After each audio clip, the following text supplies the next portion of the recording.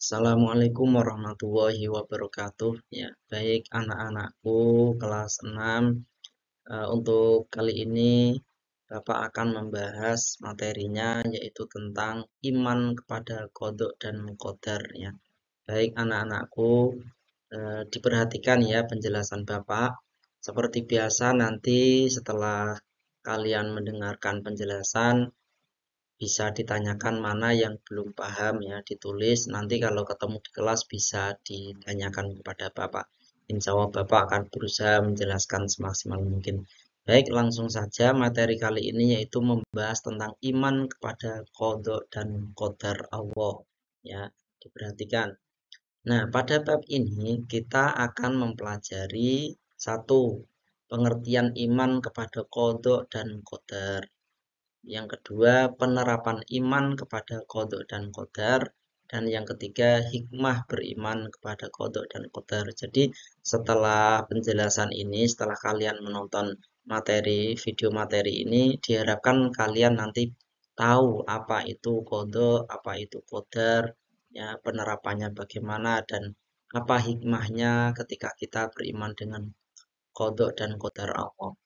Nah, manusia, kita semua sebagai manusia itu terlahir dengan bentuk fisik yang berbeda-beda. Ya. Ada yang gemuk, ada yang kurus, ada yang hitam, ada yang terlahir putih, ya, terlahir gagah, ya, pendek, terlahir tinggi. Itu semuanya memang beda-beda. Ya. Nah, semua itu adalah ketentuan Allah. Nah, ketentuan yang ada pada diri kita adalah yang terbaik menurut Allah. Ya. Nah, ketentuan tersebut dibagi menjadi dua, yaitu qadha dan qadar. Nah, apakah itu qadha? Apakah itu qadar? Yuk simak materi berikut ini. Pengertian iman kepada qadha dan qadar. Definisi qadha atau pengertian qadha. Qadha itu adalah ketentuan yang berasal dari zaman azali, yaitu zaman sebelum terciptanya segala sesuatu termasuk kita ya, termasuk kita sebagai manusia. Jadi sebelum kita diciptakan, Allah sudah terlebih dahulu membuat ketentuan-ketentuan ya. Ketentuan itu sejak zaman azali. Nah, contohnya qadha itu adalah semua yang terjadi pada manusia, semua yang terjadi pada diri kita, baik berupa kelahiran, kematian, jodoh, ataupun musibah, itu merupakan qadha. Nah, dalil qadha itu sudah dijelaskan di dalam Al-Quran surat Al-Hadid ayat 22. Ini yang berbunyi A'udzu billahi minasyaitonir rajim. Disimak ya. Nanti saya kasih waktu kalian untuk membaca ya. Bismillahirrahmanirrahim. Ma asaba min musibatin fil ardi wala fi anfusikum illa fi kitabim min qabl min qabli an nabra'aha inna dzalika 'ala Allahi yasir. Ya, coba kalau ada ayat atau ada dalil seperti ini bisa dibaca. Ya, saya kasih waktu kalian untuk membaca. Ayo silahkan.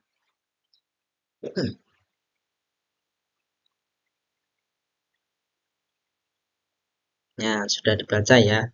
Nah, ini merupakan dalil tentang qadha, yang artinya tidak ada bencana apapun yang menimpa di bumi dan tidak juga yang menimpa dirimu kecuali telah tertulis dalam kitab atau Lauhul Mahfudz ya, sebelum kami mewujudkannya.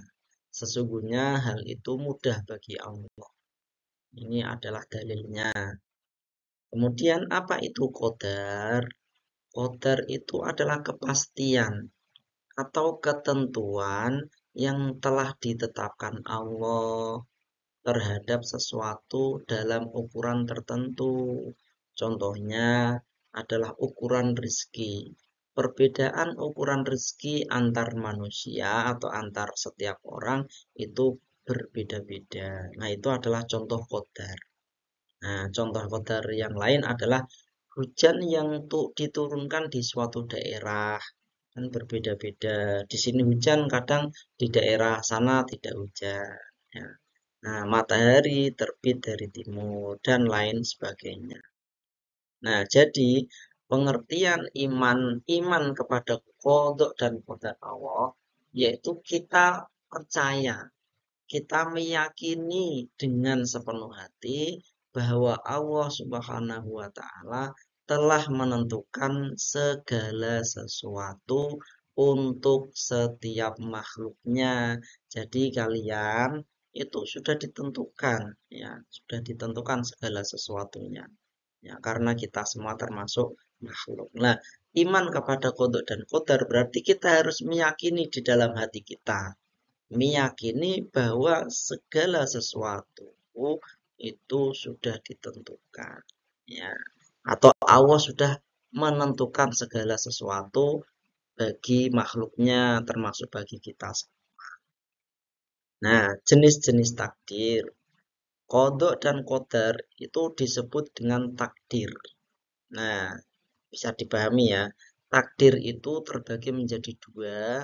Yang pertama adalah takdir mubrom dan yang kedua adalah takdir mu'alak.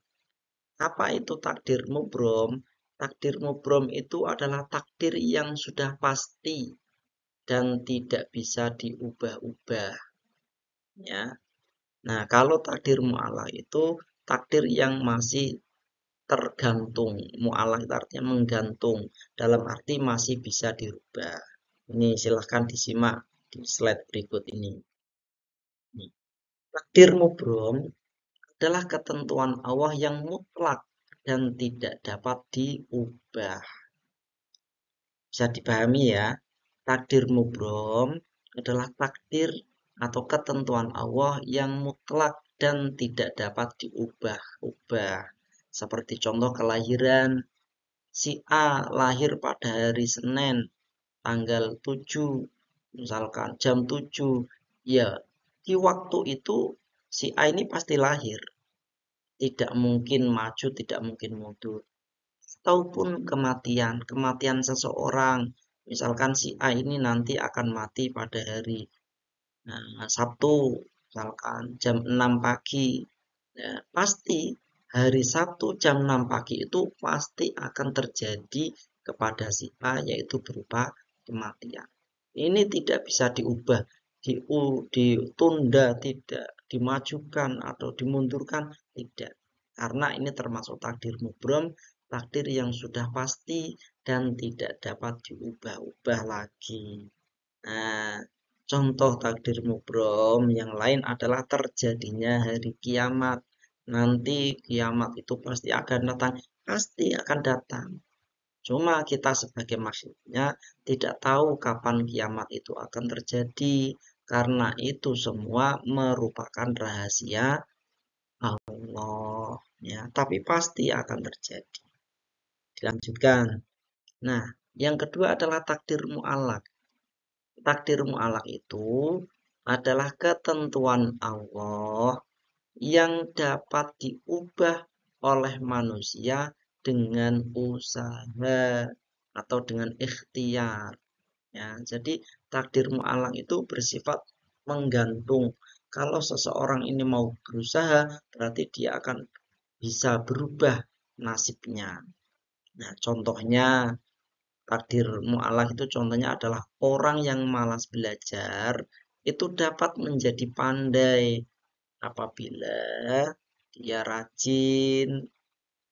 Ada orang bodoh tapi dia mau terus berusaha, terus belajar, ya dia berubah.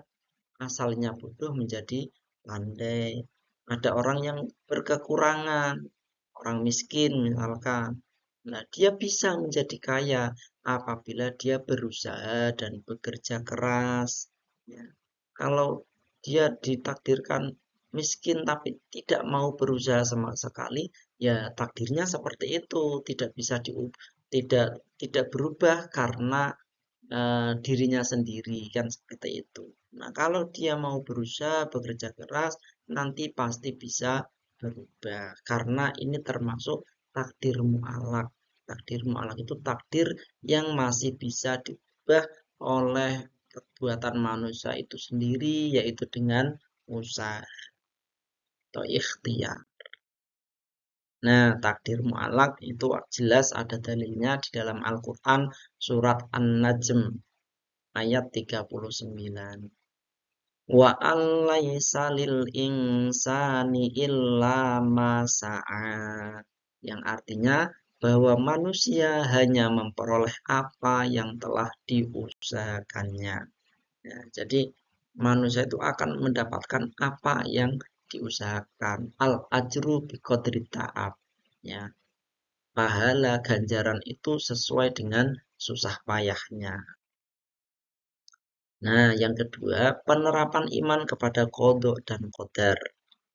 Nah, penerapan iman kepada qadha dan qadar itu yang pertama yaitu rajin beribadah kepada Allah Subhanahu wa taala. Yang kedua, berusaha belajar dan bekerja dengan maksimal agar harapan kita tercapai, cita-cita kita tercapai, ya kita harus berusaha belajar dan bekerja dengan maksimal, bekerja keras.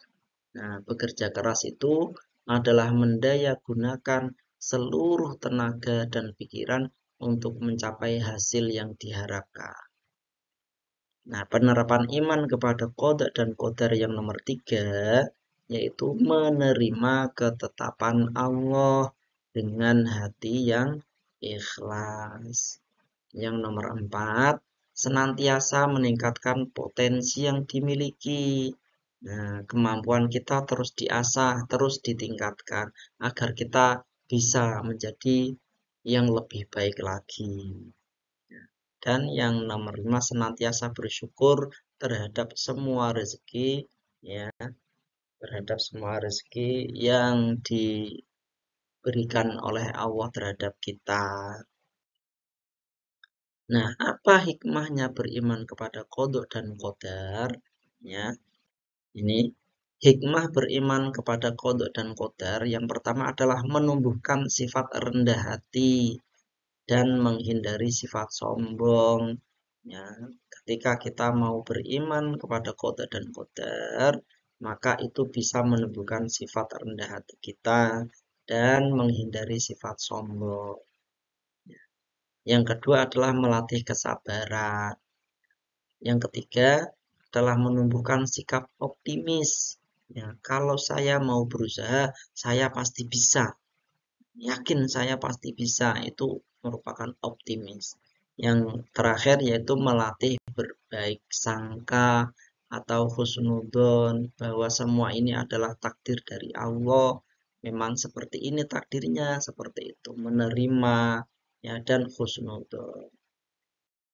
Nah, pelajaran kali ini sudah selesai. Bapak pesan nanti apabila ada yang mau ditanyakan silahkan dicatat. Nanti kalau kita ketemu di kelas, ya bisa ditanyakan. Seperti itu. Nah, sudah selesai dari saya, dari Bapak. Apabila dalam penyampaian masih kurang jelas atau masih kurang panjang, ya kurang mendetail atau banyak kesalahan yang mungkin menyinggung, Bapak minta maaf ya. Nah, saya akhiri. Nah, sebelum saya akhiri, mudah-mudahan video ini bermanfaat bagi kalian semua, ya. Dan Bapak akhiri, wassalamualaikum warahmatullahi wabarakatuh.